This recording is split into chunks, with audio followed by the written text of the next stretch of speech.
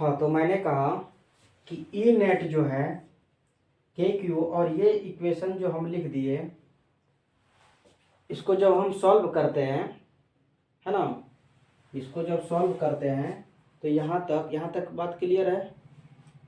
चलो यहाँ तक अगर क्लियर है, थोड़ा सा मिटाना मांगता है।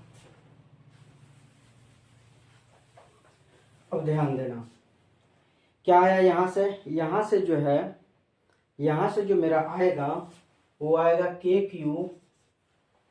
क्यू इंटू 4RL अपॉन क्या आ जाएगा, R माइनस एल का square into R plus L का स्क्वायर, ये चीज आ जाएगा ई नेट।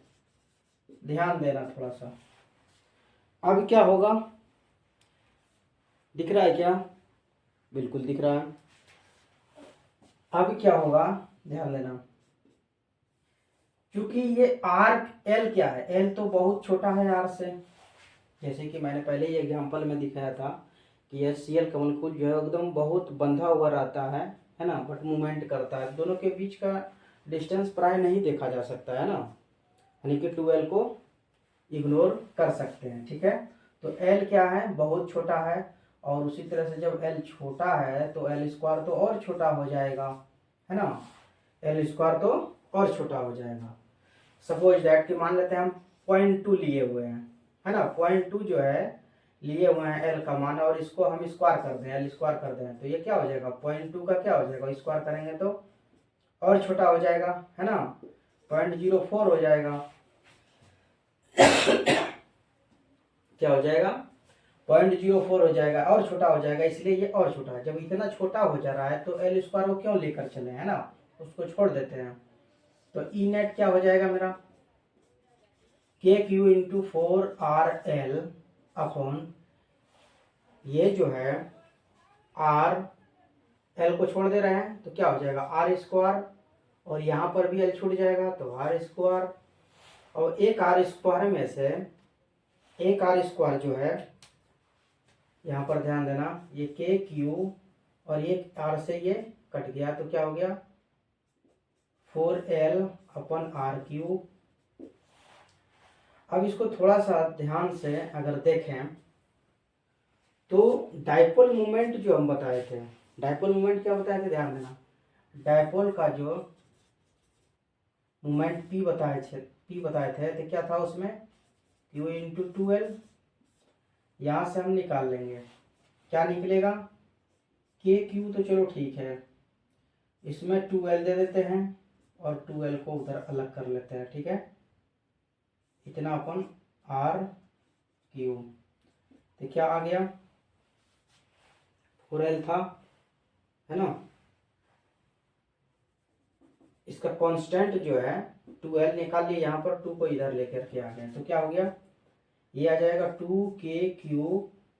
ये Q इस बार नहीं लिखेंगे, इसलिए नहीं लिखेंगे क्योंकि ये Q और 2L मिल करके क्या देने वाला है, P, तो 2KP अपन RQ, है ना। तो इसी चीज को कैसे लिखेंगे, K के बदले क्या लिखेंगे, 1/4 पाई एप्सिलॉन नॉट, और ये क्या लिखाएगा, 2P अपन RQ।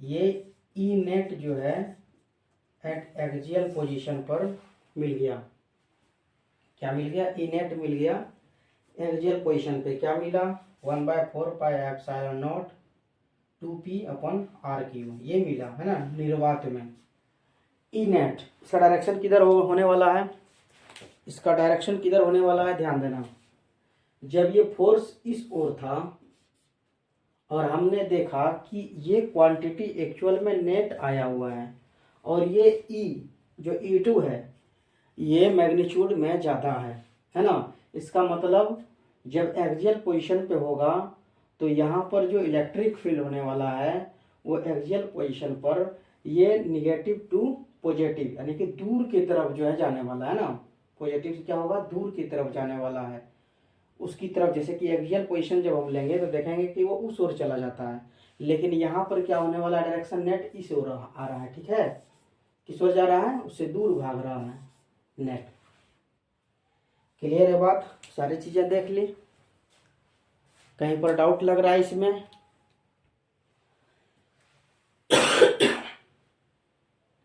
मैंने कहा कि एल को छोड़ देना है ना। एल को क्यों छोड़ना है? क्योंकि एल मॉलिक्यूलर बेस पर बिल्कुल मैग्नीट्यूड में छोटा होता है ना। इस वजह से एल को छोड़ दिया जाता है। एल को क्या किया जाता है? छोड़ दिया जाता है। और अगर छोड़ देते हैं तो कैलकुलेशन अच्छा हो जाता है ना।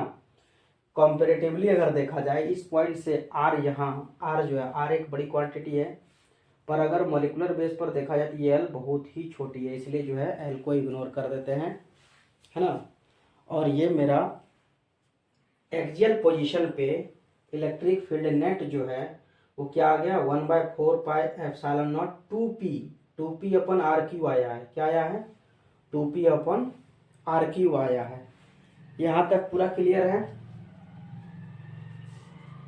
ना। यहाँ पर तक जो है बिल्कुल क्लियर है। अब मैं दूसरा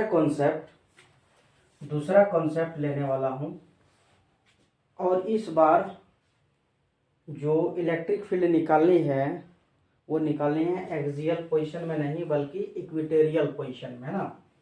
इक्वेटोरियल पोजीशन किस तरह से बनाएगी, है ना, ध्यान देना। अगर ये निगेटिव चार्ज है, ये पॉजिटिव चार्ज है, इस तरह से एक डाइपोल का निर्माण मैंने कर लिया। बीच में एक पॉइंट ले लेते हैं ओ, है ना। यहाँ पर माइनस क्यूब का चार्ज, प्लस क्यूब का चार्ज, मुझे इस P बिल्कुल एक्सियल पोजीशन पे ही चाहिए। इलेक्ट्रिक फील्ड क्या होने वाला है? ये P, ठीक है। कंस्ट्रक्शन कर लेते हैं पहले। मैंने क्या कहा? एक डाइपोल ले लिया, उस डाइपोल पर दो चार्ज प्लस क्यू और माइनस क्यू ले लिया। बीच में क्या ले लिया? एक O बिंदु ले लिया, है ना। और एक अन्यत्र एट इक्वेटोरियल पोजीशन पर एक बिंदु P ले लिया, ठीक है।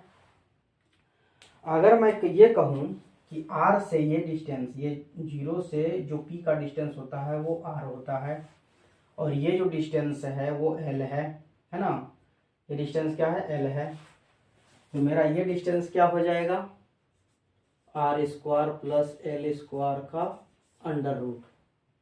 अगर हम यहाँ पर एक थीटा एंगल मान लेते हैं और इक्वेटोरियल पर लिए हैं तो ये थीटा, तो ये भी यहाँ पर थीटा हो गया, बराबर बराबर, क्योंकि बीच में है ना, बीच में इसको लिए हैं। ये भी थीटा, ये भी थीटा। अब इस पोजीशन पे ई पर दिख रहा है क्या? बिल्कुल।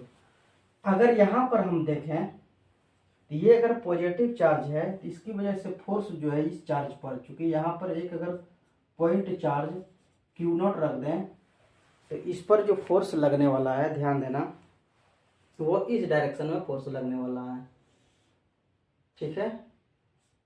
इस डायरेक्शन में फोर्स लगने वाला है, ठीक है।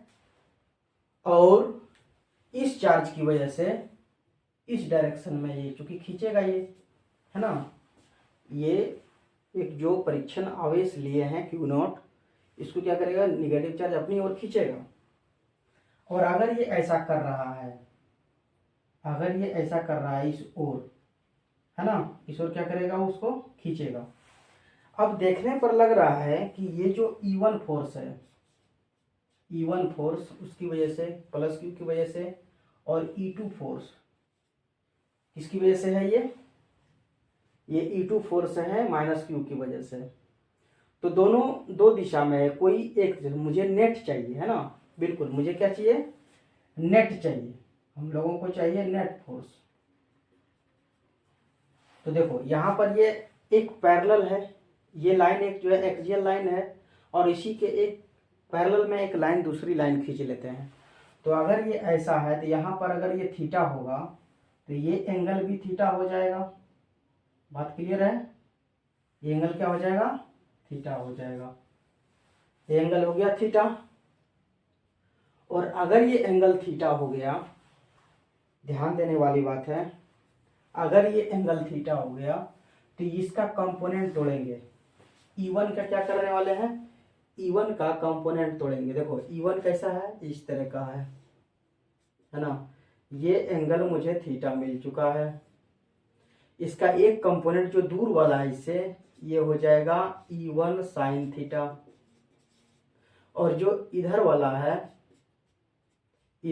है वो हो जाएगा cos theta, E1 cos theta. Clear बात? तो मुझे मिल गया एक कंपोनेंट, E1 का एक कंपोनेंट इस डायरेक्शन में मिल गया, E1 कॉस थीटा। सिमिलरली अगर देखा जाए तो E2 है ना, E2 का भी एक कंपोनेंट ले लेंगे, है ना। यहाँ ध्यान देते हैं, इस ओर जो है आ गया साइन थीटा वाला, E1 साइन थीटा, ठीक है। और ये कंपोनेंट जो E2 है वो इस ओर जो आएगा, इसका भी जो आएगा E2 कॉस थीटा, और इधर कंपोनेंट इसका आ जाएगा E2 साइन थीटा। ध्यान देना क्या आया, ये E2 का कंपोनेंट इस ओर जो आया वो आया E2 साइन थीटा, और इस ओर जो गया वो था E2 कॉस थीटा, ठीक है, E2 कॉस थीटा। अगर ऐसा है, ये कैसे हुआ, E2 को किस तरह से तोड़े, अगर ये थीटा है तो ये क्या हो जाएगा, यहाँ से अगर देखा जाए तो ये अगर थीटा है, यहाँ से अगर ये थीटा है तो ये 90 डिग्री माइनस थीटा, अगर ये 90 डिग्री माइनस थीटा तो ये भी थीटा, तो थीटा का बगल वाला जो कंपोनेंट हो गया कॉस थीटा, और थीटा से जो दूर वाला कंपोनेंट हो गया साइन थीटा। क्या कहा मैंने कहा कि ये अगर थीटा है तो ये भी थीटा हो गया। कैसे, दोनों बराबर है ना, एक्सियल पोजीशन में है, एक्सियल पोजीशन में, ठीक है। यह कहते हैं कि आइसोसेल्स ट्रायंगल है, अगर पूरे सेटअप को अगर हम आइसोसेल्स ट्रायंगल कहते हैं तो भी ये थीटा और ये भी थीटा तभी हो जाएगा, और वैसे है भी, है ना, क्योंकि ये बीच से जो है एक लाइन खींची गई है।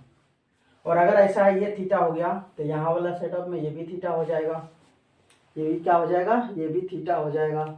और ये अगर थीटा है तो यहाँ से देखो ये 90 डिग्री का एंगल बन रहा है ना, ऐसे यहाँ पर 90 डिग्री का एंगल, तो ये थीटा, तो इधर वाला 90, ये 90 डिग्री माइनस थीटा है, क्योंकि ये थीटा हो गया है तो इधर 90 डिग्री माइनस थीटा, और ये हो जाएगा थीटा।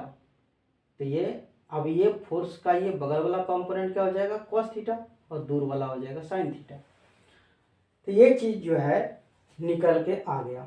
अब ध्यान से अगर देखें तो साइन थीटा एक ऊपर की तरफ है और एक नीचे की तरफ है, तो ये दोनों एक दूसरे को क्या करेगा, कट कर देगा, है ना, ये खत्म ये खत्म। लेकिन अब बचा क्या, ये कोस वाला दोनों बचा, है ना।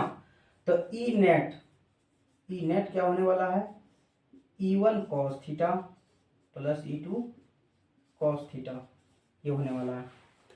बिल्कुल बात क्लियर है या कोई डाउट है?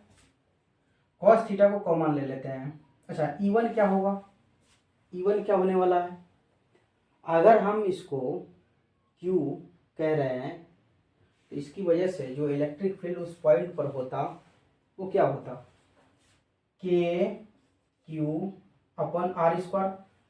किसी का भी हम E1 माने हैं, किसको E1 माने हैं, इधर वाले को माने हैं, तो इसकी वजह से जो वहां पर होता E1 वो क्या होता, KQ/R²। तो R² क्या, R² प्लस L, तो ये चीज आता इसका स्क्वायर, है कि नहीं, क्योंकि R तो ये है ना, ये Q0 चार्ज और ये Q के चार्ज के बीच का डिस्टेंस कितना है, R² प्लस L² का अंडर रूट है, तो इसका स्क्वायर ले लिए, ये हो गया E1। और E2 क्या हो गया, E2 यहाँ से लेते हैं। सिमिलरली E2 भी उसी तरीके से है, E2 क्या है, सेम टू सेम है, KQ अपन, है ना, KQ/R² प्लस L², ये है। और ये जो है cos थीटा हम कॉमन ले लिए इधर। इतना बात क्लियर है? अगर इसको थोड़ा सा सिंपल कर लें तो 2KQ अपन ये क्या आया,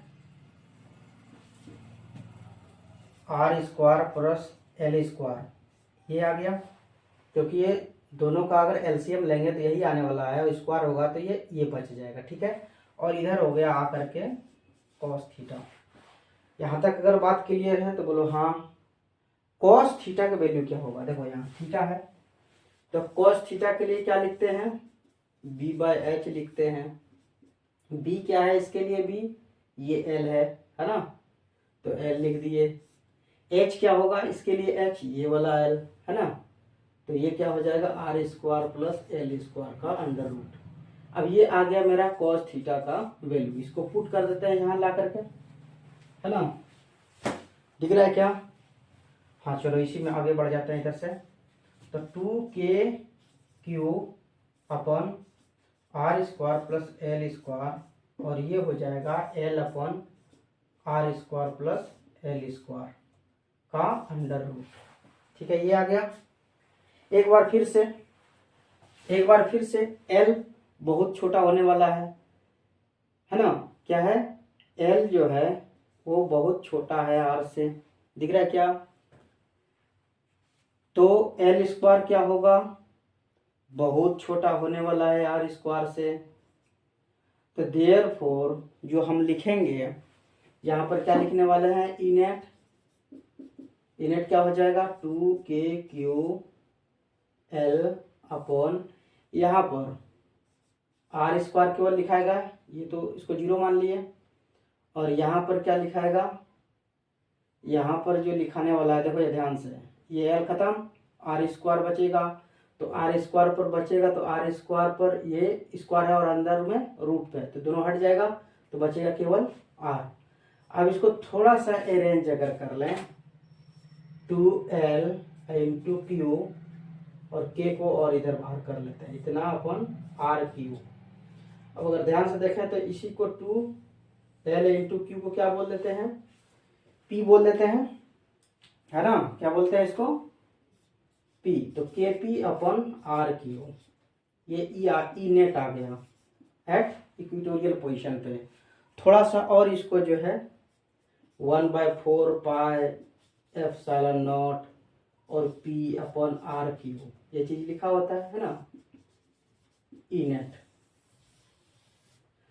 अब इस चीज को देखने के बाद ऐसा लग रहा है कि इक्वेटोरियल पोजीशन पर जो नेट इलेक्ट्रिक फील्ड है, इस डाइपोल की वजह से जो नेट इलेक्ट्रिक फील्ड है वो क्वांटिटी में जो एक्सियल पोजीशन पे था उससे कम है, उससे क्या है, कम है, और साथ में डायरेक्शन भी इसका क्या है, वो पॉजिटिव से निगेटिव की तरफ है, इस ओर इसका डायरेक्शन है, किस ओर है, इस ओर डायरेक्शन है।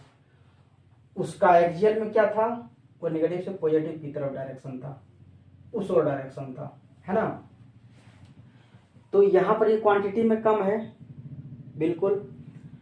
अब थोड़ा सा कंक्लूजन के तौर पर जो है कुछ बातें जानना है ना, कंक्लूजन के तौर पर जानना है। हमने देखा एक्सियल पोजीशन पे जो ई नेट था वो था k2p अपन r², ये था r3 ये था। और दूसरा इक्वेटोरियल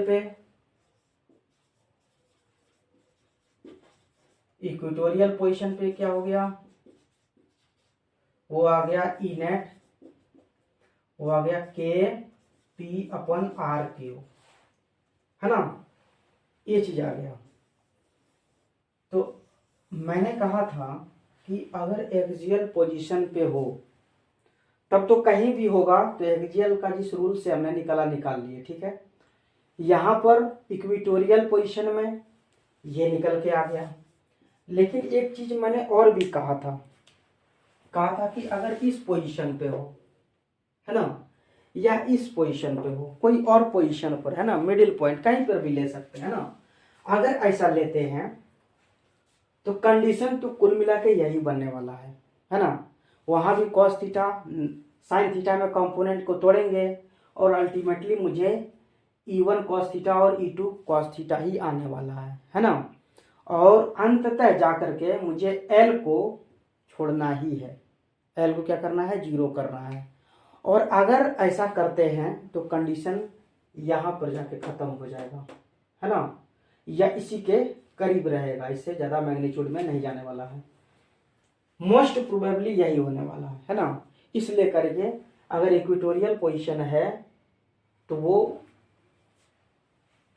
सारी चीज़ों को डील कर पा रहा है ना। ये पूरा पूरा बात क्लियर है। एक्सियल पोजीशन में किस तरह से हम निकालते हैं इलेक्ट्रिक फील्ड, इक्वेटोरियल पोजीशन में किस तरह से निकालते हैं इलेक्ट्रिक फील्ड, और कोई डिफरेंट पॉइंट पर निकालें तो वे कंडीशन कैसी आ सकती है ना, ये सारी बात क्लियर है। अब इस डाइपोल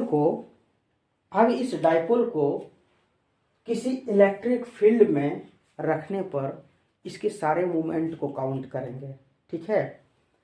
क्या कहीं पर दिक्कत है, कोई डाउट है?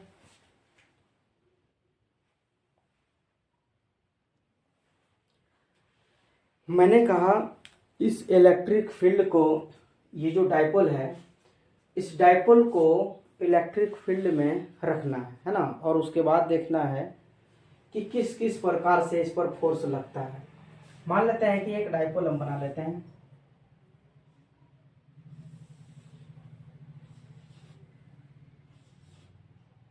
यहाँ पर जो है एक पॉजिटिव चार्ज ले लेते हैं, ये निगेटिव चार्ज ले लेते हैं, ठीक है। यहाँ पर निगेटिव चार्ज ले लिया और यहाँ पर पॉजिटिव चार्ज ले लिया, और ये इलेक्ट्रिक फील्ड लाइन जो है इस तरह से है, ठीक है।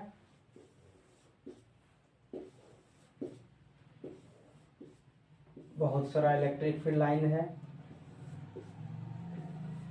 इस प्रकार से, और इस इलेक्ट्रिक फील्ड लाइन को ई बोल देते हैं, ठीक है।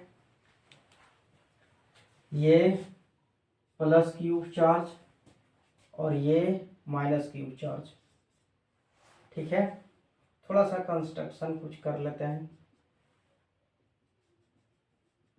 और अगर ये थीटा है ना, दोनों के बीच का लाइन का जो लेंथ होता है क्या होता है, 2l होता है।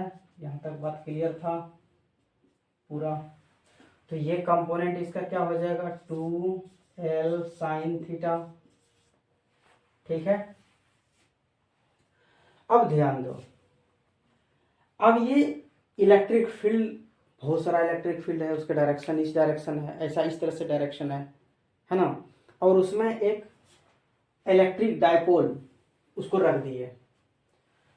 तो इलेक्ट्रिक डाइपोल को जब इस इलेक्ट्रिक फील्ड में रखते हैं तो यहाँ पर चूंकि पॉजिटिव चार्ज है और इलेक्ट्रिक फील्ड लाइन इसी ओर है, इस पर फोर्स लगने वाला है इस तरफ, क्यू ई का फोर्स लग गया, और ये नेगेटिव चार्ज है, इस पर माइनस क्यू ई का फोर्स लगेगा, है ना।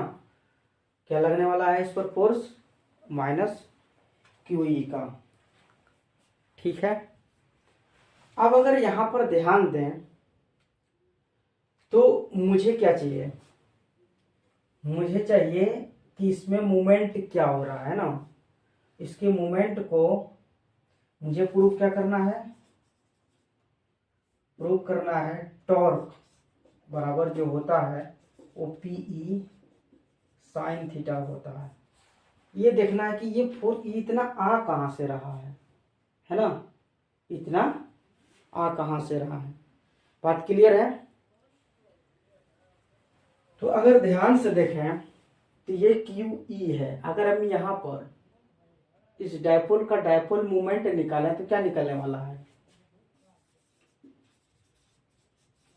Dipole movement. तो डाइपोल मूवमेंट P बराबर होगा Q इंटू 2L, ये होता है। लेकिन यहाँ पर परपेंडिकुलर ये लाइन है ना, परपेंडिकुलर लाइन क्या है, ये लाइन दिख रहा है, 2L साइन थीटा है, फोर्स लग रहा है उस तरफ, है ना, फोर्स किस तरफ लग रहा है, उस तरफ, और इसके ऊपर लग रहा है इस तरफ। बात क्लियर है? और यहाँ से ये कंपोनेंट जो हम लिए हैं जिसका कि मल्टीप्लिकेशन करने वाले हैं डाइपोल मोमेंट को कैलकुलेट करने के लिए, ठीक।